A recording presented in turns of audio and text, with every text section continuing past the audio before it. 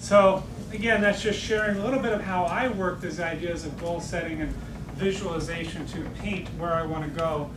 And I highly recommend it. And I'm only saying it because it works. You hear it a lot from gurus and self-help kind of people, but it has been the one thing that has made the biggest difference in my experience of growth and trying to get into better places, whether it's work, home, family, fitness.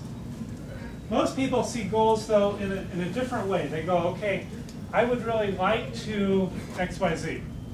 But the key thing is that we all tend to, and it's just human nature, we all tend to think about those things, and then subconsciously there's kind of a little voice that says, ah, but I probably never will.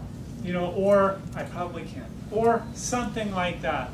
And that's the problem with our conscious mind, the way we think, the way we hear that little voice, we see those little pictures in our head, because it's just kind of on the surface. It's a very, very small part of our brain that's doing that. And there's this huge kind of under the surface part of the iceberg that is more in line with our beliefs and our habits. And that's where this sort of visualization, creating vision boards, and really trying to get deep is so effective, because it really rewires your brain.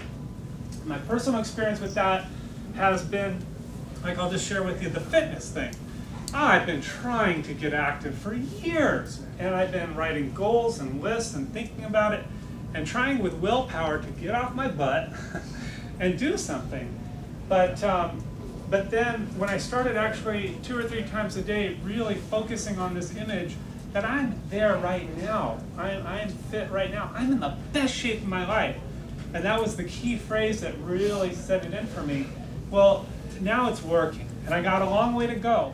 But it's made a huge difference. I lost, I think, 35 pounds, and I went down from 220 to 183 or something. And so, it's made a big difference. And the biggest thing is I'm happy. I'm feeling energized, and so it's great.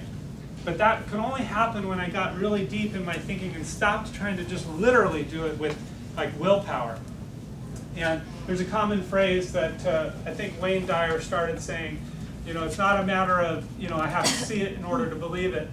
You really have to believe it in order to see it and manifest it in your life. And that takes some serious work. Albert Einstein, was a great visionary. Most people see what is and never see what can be. We want to just keep that in our thought there, that when we're building our photography business or trying to come up to any new level in life. So what do you see for yourself? We've talked about a lot of things, but just a few off the top of my head that, feeling the crisp, clean air of the morning at sunrise in a national park, that just charges me. The feeling of validation from your first sale. And I think that's a big part of it for us as a photographer.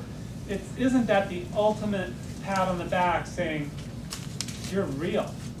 And the truth is, you can call yourself real right now. You have deserved and earned the right. You are a photographer. You can call yourself a photographer. But we still have our own self-doubts and fears, and so when we make that first sale, it's like, yeah, somebody likes me as much as I like myself.